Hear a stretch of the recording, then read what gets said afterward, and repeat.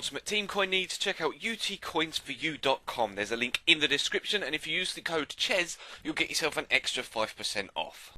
Hey guys, how's it going? Chez back again with another episode of the interactive Road to Division 1 here on Xbox One. Now this is of course the series where you guys pick the teams that we play with, heading through the head-to-head ranked divisions trying to get that Division 1 title. Now the first team that we come up with today is Fiorentina. That was the most popular decision in the comment section of teams that we haven't played with yet. Do bear in mind, guys, we have only had 10 episodes so far. This is obviously the 10th. A lot of you were voting for Chelsea, and we did use Chelsea in the opening episode. And I don't really want to be going back over teams just yet until we've used a few more and got a little bit deeper into the series. So do bear that in mind. But the most popular one of teams that we haven't used so far was Fiorentina. And the suggestion comes in from FunkyTown49, Ahmed Madakra, Mr. FIFA 14, FIFA S King, Bryce Henry, and Chelsea Fan 701. So thank you very much to you guys for the suggestion of the Italian team. We come into this one on the back of some good form.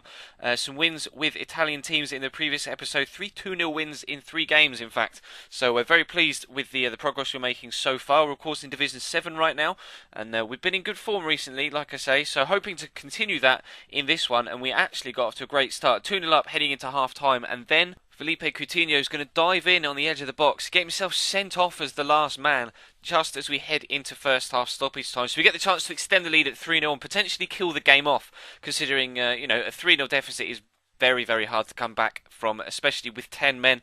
So fingers crossed we can get that. As you can see, Coutinho gets nowhere near the ball, just takes the man out through the legs, and it is a definite penalty. Pizarro's the one that steps up, but I'm going to change it to Fernandez, because of course he was the one that got taken down, number 14, so we'll switch to him, and he can take. He's actually got the best penalty stats in the team, I think 78, and he has actually the 5-star skiller, if you remember from Ultimate Team. So hopefully he can put the ball into the back of the net, and he actually can't. It's a fantastic diving one-handed save from Simon Mignolet to keep us out. So we went in at half-time, still only at 2-0, and this ball from Lucas Leiva is phenomenal. That is unbelievable. The pinpoint accuracy of that, and then the fantastic finish from Luis Suarez finishes the move off very, very nicely indeed. We will actually see that one again. That ball was just next level. You cannot get a better ball through from that, especially from a player like Lucas Leiva, who's not necessarily renowned for his ability to spray the passes. But that was all he was going to be able to bring back in the second half. We do take 3 points from this one, so very, very pleased to do so. And the second team we're coming up with is actually Villarreal, recently promoted from Liga Adelante into La Liga. And this suggestion comes from Callum Whitelock, say what 100, and again FunkyTown49. So Tom clearly picking the most popular teams this week. But we come into this one against Guingamp, or I'm going to try some French here, Guingamp maybe. I'm not really too sure. I actually don't even know whether they're Ligue 1 or Ligue 2. I think they're in the second division, but I'm not entirely too sure. But we got off to a fantastic start. 2 minutes 20 seconds in, we're actually 1-0 up through Aquino. And this team actually, despite not having that higher rated players overall, are very, very effective when it comes to counter-attacking football, because they have a lot of pace in the team. Aquino there has 90 plus pace. Of course got Uche up top, the Nigerian striker, and Giovanni Dos Santos as well, the Mexican, playing up through the middle. And we only went in at half-time at 1-0, but the second half was going to kick off mad style. As you can see, we've had plenty of chances already in this game. 9 shots and 8 on target, so I was hoping for more in the second half. And after the Liverpool team went down to 10 men, it's actually Guingamp that are going to go down to 10 men as well. Another player diving in on the edge of the box. I'm not really too sure whether it should be a red this time around. I think there were a couple of defenders on the cover, but the referee saw fit to send Kerberat off. And you'll be able to see from the replay again. Got nowhere near the ball, completely took Giovanni Dos Santos out. It was a definite foul.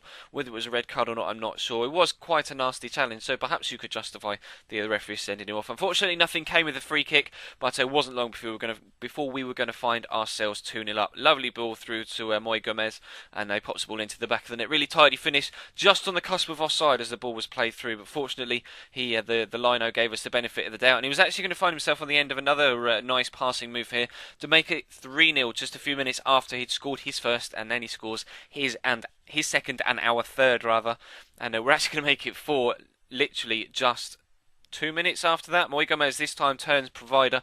Lovely lob through ball through towards Uche. Always going to try and turn inside onto his right foot, and it's just an easy finish past the goalkeeper into the top right hand corner to make it 4-0 in the 75th minute. But we still weren't done. Uche is going to pick up another goal.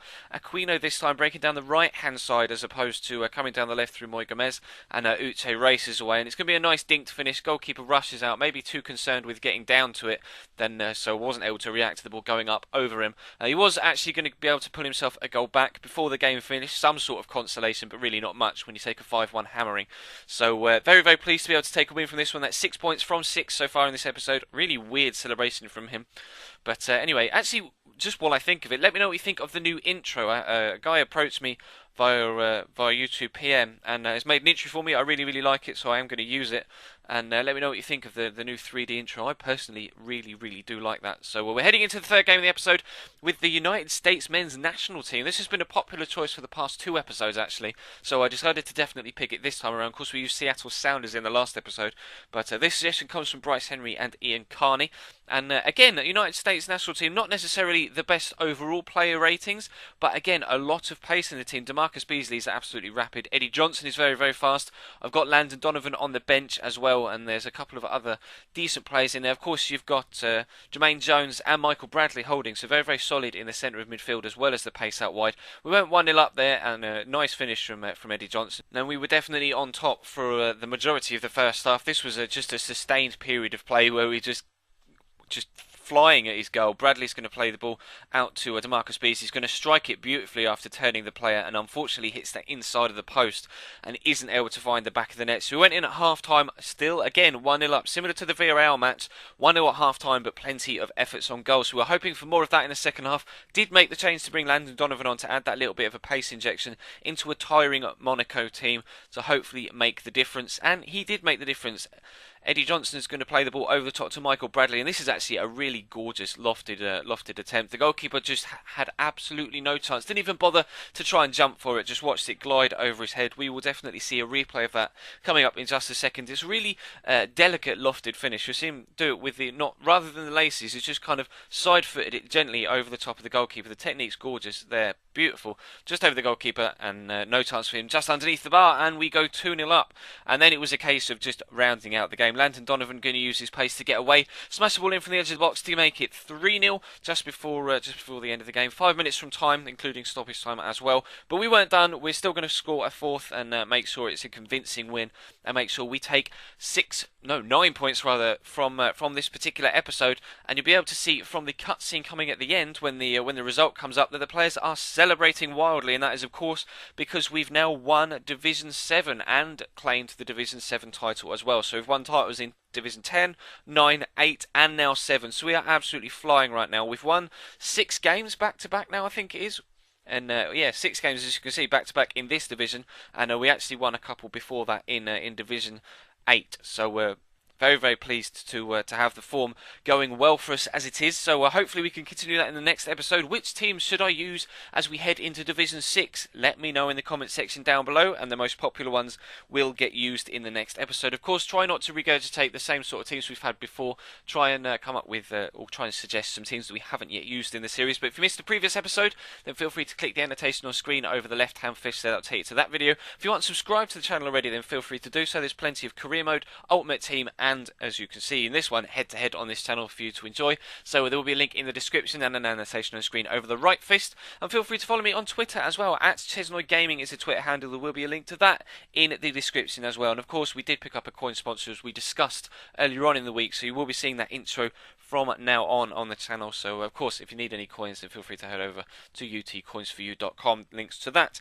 in the description as well. But that's it for today, guys. So thank you very much for watching, and I will see you next time.